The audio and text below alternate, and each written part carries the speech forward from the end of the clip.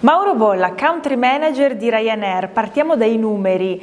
Quante persone viaggiano oggi in Europa con Ryanair e quante ne viaggeranno in futuro secondo le vostre previsioni? Ma al momento siamo arrivati a quello che è un record per Ryanair, 168 milioni di passeggeri trasportati in Europa nell'anno fiscale del 23, con l'ambizione, che poi è un po' anche il nostro slogan, di voler crescere fino a 225 milioni di passeggeri ogni anno entro il 2026, quindi l'anno fiscale del 2026. Questo fa parte di un piano ambizioso di rinnovamento flotta da parte di Ryanair.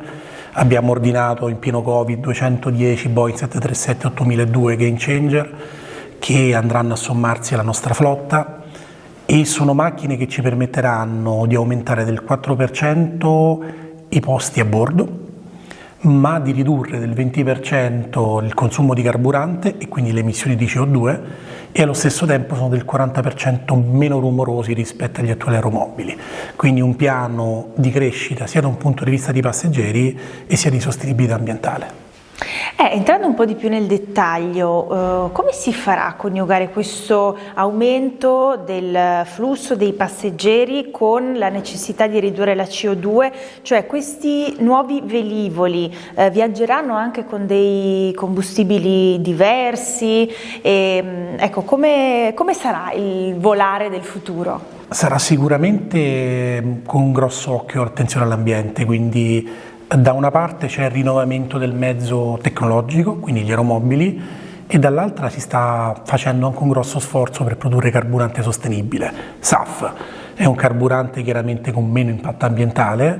Al momento tutti i produttori in Europa sono molto impegnati e anche Ryanair lo è con tutte le sue partnership in Europa appunto per sviluppare ulteriore carburante e fa parte poi di quello che è il nostro path to net zero, quindi del nostro obiettivo per abbattere completamente le emissioni attraverso chiaramente, come si diceva, 3 pillars, quindi da una parte il rinnovamento tecnologico, dall'altro l'uso di carburanti sostenibili e dall'altro invece il volare point to point nella maniera più diretta, quindi una rotta più possibile dritta, un continuous descending, quindi un approccio con una continua discesa verso l'aeroporto, quindi per evitare appunto il consumo eccessivo di carburante, l'utilizzo del singolo motore per esempio nella fase di taxi, ne basta uno per spostarsi a terra e spostare l'aeromobile fino chiaramente ad arrivare poi al decollo vero e proprio, quindi tutta una serie di attenzioni che sono importantissime, che cozzano purtroppo al momento con i disagi che abbiamo in Europa, con il controllo traffico aereo francese. Dal 19 di gennaio hanno fatto 52 giorni di sciopero in Europa e noi viviamo in Europa, viviamo in un mondo interconnesso, viviamo in un mondo in cui chiaramente tutti i voli sono connessi tra di loro, quindi uno sciopero del genere chiaramente causa disagi a cascata. E bada bene, non sto dicendo che lo sciopero non sia un diritto, quello che chiediamo è chiaramente di utilizzare la legge sul servizio minimo, che al momento in Francia utilizzano solamente per i voli domestici, utilizzarla come per esempio facciamo in Italia, anche per coprire i diritti di volo, gli overflights. Anche perché da una parte c'è chiaramente il vero concetto di disagio al passeggero, ma dall'altra ci sono anche tutta una serie di disagi che poi hanno anche un impatto ambientale. E veniamo un po' al territorio trevigiano. Ryanair, lo ha spiegato bene, insomma, anche lei, municipio, ha un rapporto molto stretto con Treviso.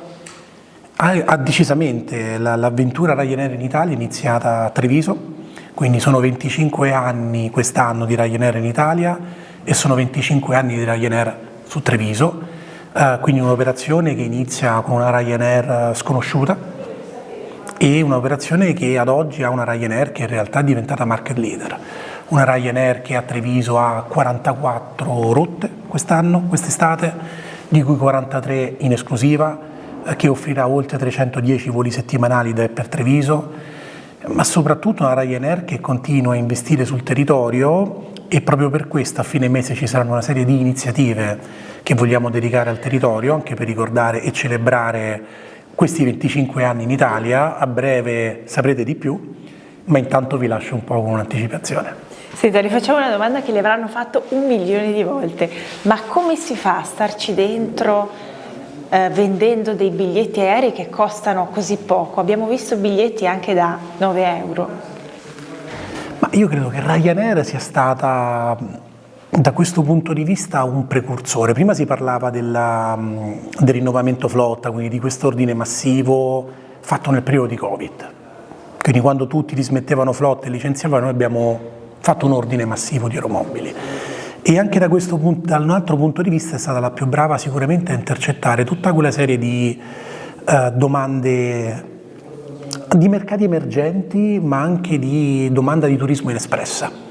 E di questo ha fatto un business model importante, quindi un point to point, e questo è il modello Ryanair: vola dal punto A al punto B, il passeggero con Ryanair vola da casa sua alla destinazione finale, e soprattutto lo fa nella maniera più economica e più puntuale possibile. Su questo Ryanair ha creato un brand importante per il passeggero, dando la possibilità a quella che magari è una parola forse un po' abusata, ma ha realmente generato una democratizzazione del trasporto aereo in Europa.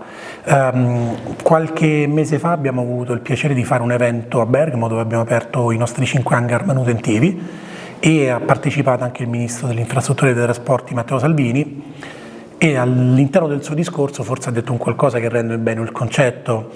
Ryanair ha fatto di più per unificare l'Europa di quanto l'Europa stessa abbia fatto, e su questo credo che abbia ragione. Anch'io da studente ho iniziato e ho potuto viaggiare e fare corsi di lingua grazie a Ryanair, e il volare, il continuare a volare, il continuare a farlo nel modo più economico possibile e più diretto possibile, credo che poi sia quello che il passeggero realmente apprezza di Ryanair.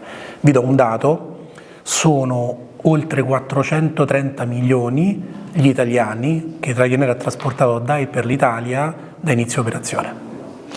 Lei, appunto, country manager dell'Italia, immagino che avrà avuto modo di visitare anche il quartier generale di Ryanair. Ogni settimana. Ogni settimana. Ci vado domani. Ecco, questa è un'azienda grandissima in un settore appunto altrettanto importante e vasto. Che aria si respira tra i corridoi di Ryanair? Come sono le persone? Insomma, qualche anche curiosità. Ma Ryanair è un'azienda molto giovane. C'è da dire questo. Sicuramente quello che colpisce è l'età media del personale in ufficio, quindi un personale molto giovane. Quello che colpisce è anche la quantità di italiani che lavorano per Ryanair.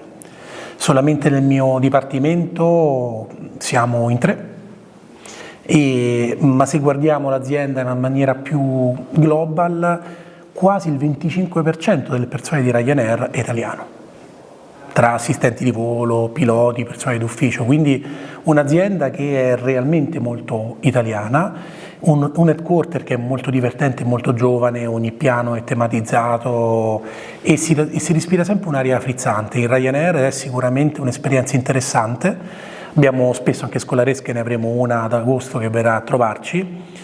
E quello che poi si mostra anche ai ragazzi è che questo settore è sicuramente un settore molto di lavoro molto duro, perché comunque qui si lavora molto. Noi lavoriamo anche con stagionalità, quindi viaggi, spostamenti frequenti, ma è un lavoro che dà molta soddisfazione, perché poter vedere come oggi i risultati poi di quello che si è fatto, toccarlo, vedere il turismo. Anche oggi sono arrivato a Treviso, ho visto gruppi di turisti che visitavano la città. Quello è un ottimo riconoscimento di tutto il lavoro che poi si fa.